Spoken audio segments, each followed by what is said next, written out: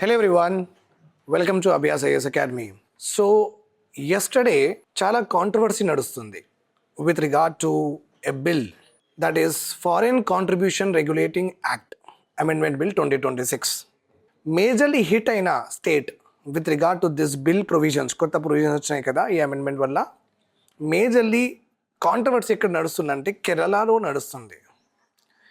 And you know every one that West Bengal plus Tamil Nadu and also Kerala, the major states are also going for elections. ఈ election టైంలో ఈ bill తీసుకురావడం and ఈ bill వల్ల definitely చాలా NGOs non governmental ఆర్గనైజేషన్స్కి effect అవుతుంది. That is the reason చాలా many of the experts ఏమంటున్నారంటే ఈ బిల్ వల్ల డెఫినెట్లీ అసెంబ్లీ ఎలక్షన్స్ మీద ఇంపాక్ట్ ఉంటుంది అన్నారు. ఒక wrong timing by the central government అని అంటున్నారు. ఈ బిల్ వల్ల డెఫినెట్లీ కేరళలో ఉన్న పాపులేషన్ బీజేపీకి అంతగానం ఓట్ చేయరని అంటున్నారు. బికాస్ ఈ బిల్లో ఉన్న ప్రొవిజన్స్ కేరళలో ఉన్న ఎన్జిఓస్ ఇన్స్టిట్యూషన్స్ అయినా సరే, హాస్పిటల్స్ అయినా సరే, బిజినెసెస్ అయినా సరే, ట్రస్ట్స్ అయినా సరే, they all will get effect అనమాట. అందుకే ఒక రాంగ్ టైమింగ్లో బీజేపీ గవర్నమెంట్ తీసుకొచ్చింది. It will have a political impact డెఫినెట్గా ఉంటుందని ఎక్స్పర్ట్స్ చెప్తున్నారు. But for hour examination point of view, UPSC 2026 point of view, we should be knowing the provisions మనకు తెలియాలి. Okay, let us understand the provisions one by one. Okay, so here we are having Foreign Contribution Regulating Act. Okay, we are having Amendment Bill 2026. Clear? Okay. Basically, what is this bill? Means, what is this complete concept? Definitely, ఒక bill, ఒక act ఉంటే ఒక particular issue, ఒక particular ఏరియాకి govern చేయడానికి మనం bills and act తీసుకొస్తాం. కాబట్టి ఈ ఎఫ్సిఆర్ఏ యాక్ట్ వచ్చింది కదా, ఈ యాక్ట్ దేనికి గవర్న్ చేస్తుంది, ఏ ఏరియాకి గవర్న్ చేస్తుంది, ఇది మనకు తెలియాలి. ఓకే, సో పేరులోనే రాసి ఉంది ఫారెన్ కాంట్రిబ్యూషన్. అంటే మన ఇండియాలో ఫారెన్ గవర్నమెంట్స్ నుంచి, ఫారెన్ ఇన్స్టిట్యూషన్స్ నుంచి, బిల్ గేట్స్ ఫౌండేషన్ నుంచి, ఎలాన్ మస్క్ ఫౌండేషన్ నుంచి, green peas, international green peas foundation నుంచి, ఇంకా వేరియస్ అదర్ పాపులర్ ఆర్గనైజేషన్స్ ఉంటాయి కదా, హ్యూమన్ రైట్స్ అసోసియేషన్స్ అట్లా ఉంటాయి కదా. సో వాళ్ళు ఏం చేస్తారంటే అన్ని కంట్రీస్కి పంపిస్తారు డబ్బులు, మన కంట్రీస్కి కాదు. And they will also send to other countries also. Okay, so basically what they will do, they fund organizations. అంటే వాళ్ళు డబ్బులు ఇస్తారు, ఇక్కడున్న స్టేట్స్ వాళ్ళకి ఇక్కడున్న ఎన్జిఓస్ వాళ్ళకి డబ్బులు ఇస్తారు. Basically NGOs, non governmental organisations. అంటే గవర్నమెంట్ తప్ప ఏదైనా మనకు ఆర్గనైజేషన్ ఉంటే, ఇది Abhyas IAS academy also non governmental organisation.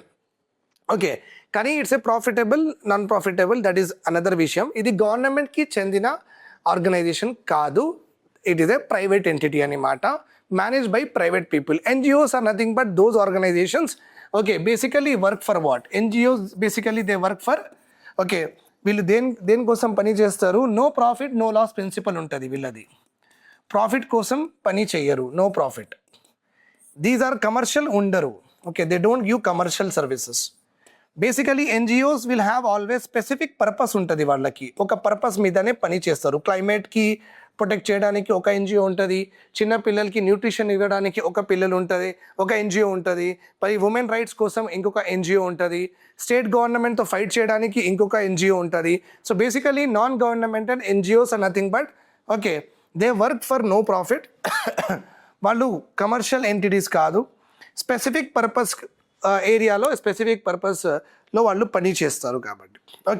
And వీళ్ళకి గవర్న్ చేయడానికి ఆల్రెడీ ఆర్టికల్ 19లో మనకు కాన్స్టిట్యూషనల్ రైట్ ఉంది. Article 19 talks about what? Freedom to form associations, cooperatives, unions అలా రాసి ఉంది మనకు. సో ఇది ఒక అసోసియేషన్ మీరు అనుకోవచ్చు, NGOs, right? Yes, where group of people are coming together. NGOs అంటే ఏంటంటే ఒక group of people coming together, అదే ఆ సేమ్ ఐడియాలజీ ఉంటుంది. అంటే కరప్షన్కి తీయడానికి మనం పని చేద్దాం, ఉమెన్ రైట్స్ కోసం మనం పని చేద్దాం అంటే మీకు అదే థాట్ ఉంది, నాకు కూడా అదే థాట్ ఉంది, మనం అందరం కలిసి ఒక ఎన్జిఓ ఎస్టాబ్లిష్ చేస్తాం. మరి ఎన్జిఓ నాన్ ప్రాఫిట్ కదా, మనం ఏం సర్వీస్ ఇవ్వట్లేదు ఇక్కడ, we are not giving any service.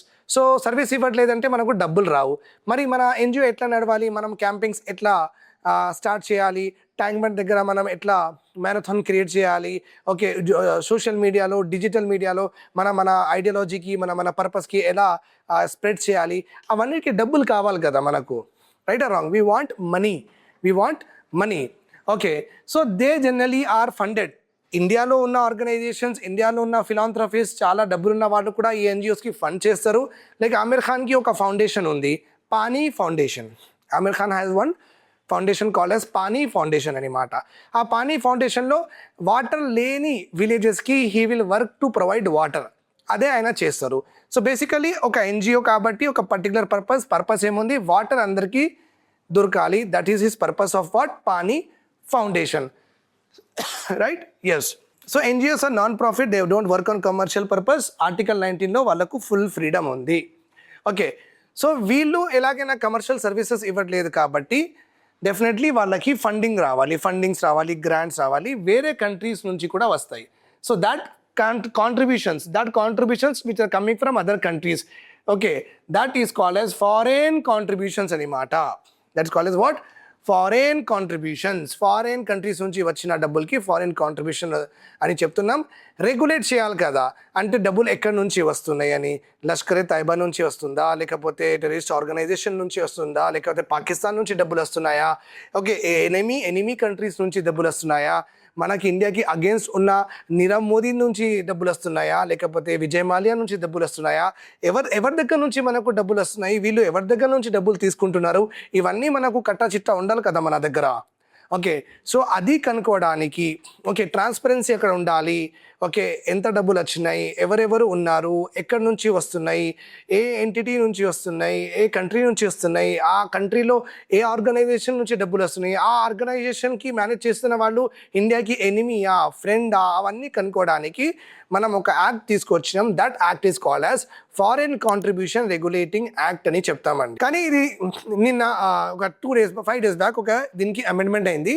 25th Marchలో ఈ బిల్ పెట్టారు, పాస్ కూడా చేశారు. కానీ మళ్ళీ తీసుకొని ఏం చేశారంటే పాస్ చేయలేదేమో, బట్ మళ్ళీ అది చాలా కాంట్రవర్సీ స్టార్ట్ అయింది ఈ బిల్ వల్ల. సో డిస్కషన్కి మళ్ళీ పెట్టేశారు. Okay, so right now the provisions ఇంకా ఎన్ఫోర్స్ అవ్వలేదు, కానీ డెఫినెట్లీ ఎగ్జామ్లో they may ask you. So let us go with the provisions. కొత్త ప్రొవిజన్స్ ఏమున్నాయి చూద్దాం. ఆ ప్రొవిజన్స్ వల్ల ఓకే కేరళలో ఉన్న ఎన్జిఓస్కి, ట్రస్ట్కి, చారిటబుల్ ఆర్గనైజేషన్స్కి ఎంత హర్ట్ అవుతుంది మనం చూడాలి అది. Okay, so you can see here the Foreign Contribution Regulating Amendment Bill 2026 chala important idi. Okay, it was introduced in Lok Sabha on March 25, 2026. already mana daggara act undi Foreign Contribution Regulation Act 2010. దీనికి amend చేసుకొని మనం కొత్త provision act చేసుకున్నాం. So we are calling it as 2026 bill. Okay, ఈ act basically is used for what purpose? Okay, it regulates the acceptance and utilization of foreign contribution. Accept అంటే ఎవరు ఇస్తున్నారు, ఒక ఎన్జిఓ ఇక్కడ యాక్సెప్ట్ చేస్తుంది. ఆ డబ్బులు తీసుకున్న తర్వాత మళ్ళీ ఈ డబ్బులతో యూటిలైజేషన్ ఏముంది. నిజంగా పానీ ఫౌండేషన్ నిజంగా ఉమెన్ రైట్స్ కోసం ఒక organization, women right Abhyas IAS academy, Abhyas IAS women rights organization, అలా మనం ఒక ఎన్జిఓ కట్టిన తర్వాత మనకు ఫారెన్ కంట్రీ నుంచి డబ్బులు వచ్చిన తర్వాత ఈ డబ్బులు నిజంగా మనం ఫారెన్ ఉమెన్ రైట్స్ కోసం యూస్ చేస్తున్నామా, లేకపోతే బిర్యానీ తింటున్నామా, ఇంపార్టెంట్ అది. లేకపోతే ఈ డబ్బుల్లో మనం ఏంటంటే మంచిగా మాల్దీవ్స్ ట్రిప్కి వెళ్ళిపోయినాం అందరం, అది. సో యాక్సెప్టెన్స్ కూడా రెగ్యులేట్ అవుతుంది. మళ్ళీ ఆ డబ్బులతో మనం నిజంగానే ఆ పర్పస్కి యూటిలైజ్ చేసినామా లేదా, అది కూడా ఈ బిల్లో బేసికల్లీ ఇస్తారు. The act regulate the acceptance and utilization of what foreign contributions by individuals, associations and companies.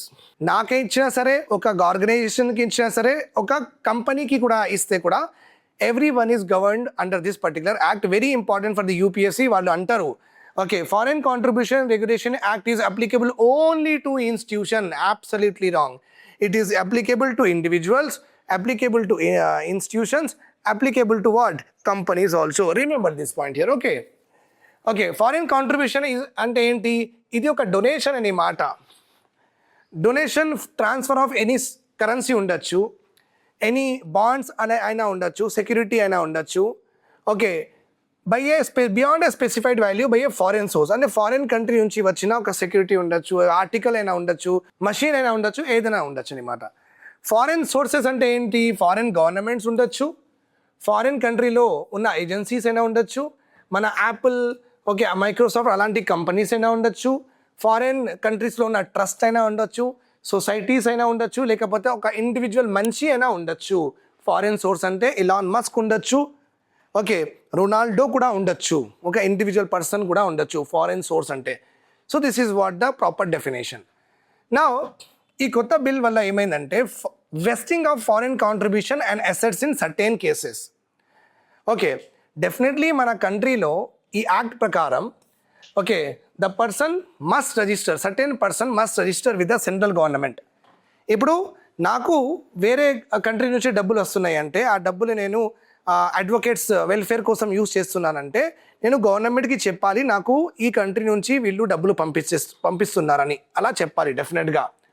So under this act certain persons must register with the central government for accepting foreign contribution. Okay, ఈ persons ఎవరు ఉండొచ్చు?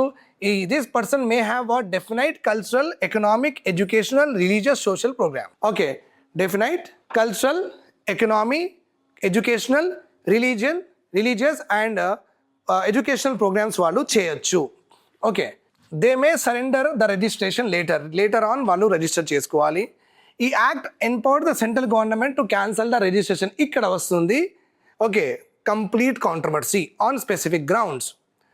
ఒకవేళ in cases of surrender or cancellation, నేను ఈ party నుంచి ఈ ఆర్గనైజేషన్కి నాకు సంబంధం లేదు, నేను నా రిజిస్ట్రేషన్, నా పేరు ఈ ఫారెన్ కాంట్రిబ్యూషన్ నుంచి తీసేస్తున్నా, that is called as what, surrender. So this act will, in this act surrender అవ్వచ్చు, గవర్నమెంట్ కూడా క్యాన్సిల్ చేయొచ్చు. ఓకే, నా సో ఈ బిల్లో ఏమైందంటే ఒకవేళ నేను సరెండర్ చేసేసిన, నాకు ఒక ఎన్జిఓ అయింది, నేను ఏమన్నా అంటే ఈ పార్టీ నుంచి నేను ఈ ఎన్జిఓకి సంబంధం లేదు అని గవర్నమెంట్కి చెప్పేసిన, లేకపోతే గవర్నమెంట్ ఏమి చెప్పిందంటే మీరు ఎలా యూజ్ చేస్తున్నారు మాకు అర్థం అవ్వట్లేదు డబ్బులు, మేము ఈ లైసెన్స్ క్యాన్సిల్ చేస్తామని గవర్నమెంట్ చెప్పేస్తుంది. ఈ సిచ్యువేషన్లో ఓకే, మొత్తం అసెట్స్ గవర్నమెంట్ దగ్గర వెళ్ళిపోతాయి అండ్ గవర్నమెంట్ వీళ్ళు ఓన్లీ డిస్పోజ్ చేస్తుందని చెప్పారు. ఓకే, దిస్ ఈజ్ వాట్ అందరికీ నచ్చట్లేదు, this is what no one is liking. Remember this point here. Okay, the bill also says that ఒక registration certificate will deem to be seized. అంటే మీ దగ్గర ఉన్న రిజిస్ట్రేషన్ సర్టిఫికేట్ ఫస్ట్ పోలీస్ వాళ్ళు, ఒక NGO నడుస్తుందంటే వాళ్ళు వచ్చినప్పుడు రిజిస్ట్రేషన్ సర్టిఫికేట్ ఎక్కడ ఉంది అది చూస్తారు ఇట్లా. ఓకే, ఆ రిజిస్ట్రేషన్ సర్టిఫికేట్ ఎప్పుడు ఇన్వాలిడ్ అవుతుంది ఆ గ్రౌండ్స్ కూడా ఇచ్చారు. ఒకవేళ మీ రిజిస్ట్రేషన్కి రినివల్ లేదు, లేకపోతే రినివల్ డినైడ్ చేశారు అండ్ రినివల్ ఆప్టైన్ చేయలేదు బిఫోర్ ఎక్స్పైరీ, అంటే 2027లో రినివల్ చేయాలి కానీ దానికంటే ముందు రినివల్కి అప్లై చేయలేదు, ఎక్స్పైర్ అయిపోయింది. Okay, in such cases me registration cancel చేస్తారు, సరెండర్ అయినా చేయాలి, మీ సర్టిఫికేట్ కూడా సీజ్ చేస్తారు. Remember this point. అండ్ ఈ బిల్ ప్రకారం, ఈ న్యూ ప్రొవిజన్స్ ప్రకారం ఒకవేళ సెసెషన్ ఆఫ్ మీ రిజిస్ట్రేషన్ అయిపోయిన తర్వాత అందులో ఉన్న డబ్బులైనా సరే, అందులో ఉన్న అసెట్స్ అయినా సరే, అంటే నాకు ఒక హాస్పిటల్, నేను ఒక వెల్ఫేర్ హాస్పిటల్ క్రియేట్ చేయాలనుకుంటున్నాను, అభ్యాస్ వెల్ఫేర్ హాస్పిటల్ అని మాట. ఓకే, ఎన్జిఓ లాగా ఈ హాస్పిటల్ రిజిస్టర్డ్ ఉంది, అభ్యాస్ హాస్పిటల్కి డబ్బులు వస్తున్నాయి. ఓకే, కానీ ఇక్కడ ఉన్న వాళ్ళు ఏమన్నారంటే ఇప్పుడు మేము దీనికి మేనేజ్ చేయలేం, లేకపోతే వాళ్ళు ఏమన్నా సరెండర్ అయినా చేసేస్తాం, లేకపోతే వీళ్ళు ఎక్స్పైరీ కంటే ముందు రినివల్కి పెట్టలేదు, ఇది ఎక్స్పైరీ రిజిస్ట్రేషన్ సర్టిఫికేట్ కూడా ఎక్స్పైరీ అయిపోయింది అనమాట. అప్పుడు ఈ హాస్పిటల్ మొత్తం మేనేజ్మెంట్ గవర్నమెంట్ చేతిలో వెళ్ళిపోతుందంట. ఇది చాలా పెద్ద కాంట్రవర్సీ. ఇంకా దీనిలో ఉన్న డబ్బులు కూడా గవర్నమెంటే ఒక డెసిగ్నేటెడ్ అథారిటీ, అంటే ఒక 10 మెంబర్స్కి ఇచ్చేసి ఏం చెప్తుందంటే మీరు మేనేజ్ చేసుకోండి అని చెప్తుంది. సో డెసిగ్నేటెడ్ అథారిటీ కూడా ఇవ్వచ్చు, designated authority notified. Okay, so ఈ బిల్లో it covers asset created partly from foreign contribution. Okay, foreign contribution నుంచి వచ్చిన అసెట్సే వీళ్ళు టచ్ చేస్తారు. మన ఇండియా నుంచి డొనేషన్తో వచ్చిన డబ్బులతో మనం ఏదైనా కడుతున్నప్పుడు this particular act will not be applicable. Okay, then the next point here is return of foreign contribution and assets if temporary vested. ఈ designated authority may utilize the foreign contribution to manage the asset. అందులో ఉన్న డబ్బులు use చేసుకుంటూ ఈ designated authority ఏం చేస్తుందంటే ఆ హాస్పిటల్కి, ఆ ఎడ్యుకేషన్ ఇన్స్టిట్యూట్స్కి నడిపిస్తుంది. Okay, the authority will return the unutilized contribution. Okay, and whatever the money will be there from this will be going to consolidated fund of ఇండియాలో వెళ్ళిపోతుంది. ఇది చాలా చాలా ఇంపార్టెంట్ స్టేట్మెంట్ అండి, very very important for the examination point of view. Remember this, consolidated fund of ఇండియాలో వెళ్తాయి అన్నమాట. Okay, తర్వాత utilization of contribution and assets permanently vested. Permanently అంటే ఒక డెసిగ్నేటెడ్ అథారిటీ ఉంది కదా, వాళ్ళు పర్మనెంట్లీ మీరే చేసుకోండి, మేనేజ్ చేసుకోండి, హాస్పిటల్కి, ఎడ్యుకేషన్కి మీరే మేనేజ్ చేసుకోండి. And all that money will go in to what? Consolidated fund of India. So temporary provisions కూడా ఉన్నాయి అండ్ పర్మనెంట్ ప్రొవిజన్స్ కూడా ఈ యాక్ట్లో, ఈ కొత్త అమెండ్మెంట్ బిల్లో ఇచ్చారు. Okay, so duties of person whose contribution and assets are vested. Okay, the bill specifies that certain duties of person and their key functionaries, okay, whose contributions and assets. So ఎవరైనా మనకు వేరే country నుంచి డబ్బులు పంపిస్తున్నారంటే ఆ పర్సన్కి duties ఏమున్నాయంటే వాళ్ళు complete access of accounts ఇవ్వాలి, ఇక్కడున్న అకౌంట్స్ రికార్డ్స్ ఇవ్వాలి, ఇక్కడున్న ప్రాపర్టీస్ ఏవైతే ఉన్నాయో దానికి ఇన్స్పెక్ట్ చేయాలనుకుంటే ఇన్స్పెక్ట్ చేయడానికి పర్మిషన్ ఇవ్వాలి. ఓకే, ఆ person not transferring such assets without approval. ఎవరికి అది అమ్మద్దు వితౌట్ అప్రూవల్. ఈ అసెట్స్ మెయింటైన్ చేయడానికి, ఈ అందులో ఉన్న యాక్టివిటీస్, సర్జరీస్ అయినా సరే, పిల్లలకి పాటలు చెప్పడానికి, అవన్నీ సూపర్వైజ్ చేయడానికి డెసిగ్నేటెడ్ అథారిటీ కూడా ఉంటుంది అని చెప్పారు. సో ఇవ్వాలి. ఓకే, సో ఒక ఇలాన్ మస్క్ అపోలో హాస్పిటల్కి, ఒకవేళ Apollo welfare hospital, Abhyas welfare hospital, అలాంటి హాస్పిటల్ మనం క్రియేట్ చేసి ఇలాన్ మస్క్ అక్కడ నుంచి డబ్బులు పంపిస్తే మనం ఇలాన్ మస్క్ ఏమంటున్నామంటే నీకు ఉన్న అన్ని అకౌంట్స్, ఇక్కడ ఉన్న అకౌంట్స్ మాకు యాక్సెస్ ఇవ్వాలి, ఇక్కడ ఉన్న ఏదైనా అసెట్స్ క్రియేట్ చేస్తే ఆ అసెట్స్కి ఇన్స్పెక్షన్ చేయడానికి కూడా పర్మిషన్ ఇవ్వాలి. సో వాళ్ళకి ఆ డ్యూటీస్ కూడా ఈ బిల్లో ఇచ్చారు. ఒకవేళ మీకు డెసిగ్నేటెడ్ అథారిటీ ఏదైనా ఆర్డర్ ఇచ్చింది, లేకపోతే వాళ్ళు ప్రాపర్గా చేయట్లేదు, అలాంటి ఏదైనా గ్రీవియన్సెస్ ఉంటే మీరు డిస్ట్రిక్ట్ మెజిస్ట్రేట్, డిస్ట్రిక్ట్ జడ్జ్ దగ్గర కంప్లైంట్ ఫైల్ చేసుకోవచ్చు with in 90 days. Remember this point. Powers to exempt. The central government May exempt certain persons from the provisions. Okay, Elon Musk, bill gates, వాళ్ళు అంతమంది పెద్ద వాళ్ళు, చాలా reputed ఉన్న వాళ్ళకి ఇవన్నీ కిరికిరి ఎందుకని వాళ్ళకి ఎగ్జెంప్ట్ కూడా చేస్తుందని చెప్పింది with under this provisions. Okay, government. This act also prohibits foreign contribution. Prohibit. Okay, election క్యాండిడేట్స్కి ఇవ్వద్దు ఫారెన్ కాంట్రిబ్యూషన్, వాళ్ళు తీసుకోవద్దు. పొలిటికల్ పార్టీస్ తీసుకోవద్దు. జడ్జెస్, లెజిస్లేటర్స్ తీసుకోవద్దు. News publishers or Republic, NTV, Sun TV వాళ్ళు కూడా తీసుకోవద్దు. Okay, anyone who is in the production or the broadcast of the news or current affairs program, ఇది ఇంపార్టెంట్. వాళ్ళు కూడా కరెంట్ అఫైర్స్ అంటే మనం కూడా కరెంట్ అఫైర్స్ మోడల్ చేస్తాం కాబట్టి మనకు ఫారెన్ కాంట్రిబ్యూషన్స్ రావట్లేదు. ఒకవేళ వస్తే మనం ఈ యాక్ట్ కింద వచ్చేస్తాం. I hope this is clear to you. పాత ఉన్న బిల్లో ఒకవేళ మీరు ఈ యాక్ట్ వ్యతిరేకంగా ఏదైనా యాక్టివిటీస్ చేస్తే అప్ టు 5 years వరకు ఇంప్రిజన్మెంట్ ఉంది. కానీ ఈ యాక్ట్లో, ఈ కొత్త అమెండ్మెంట్లో the bill has reduced the imprisonment up to what? 1 year. So తగ్గించారు. Okay, I hope this is very clear to you. Do join Abhyas IAS Academy and the numbers are given below. APPSC Group 1 demo sessions are going on. You can attend the demo sessions. It is also on the YouTube channel lo kuda undi. Akkada meeru orientation of all subjects chudochu. And PCM batches for the Abhyas IAS Academy has started. You can be a part of this institute and experience the change and score high. Have a nice day ahead. Take care.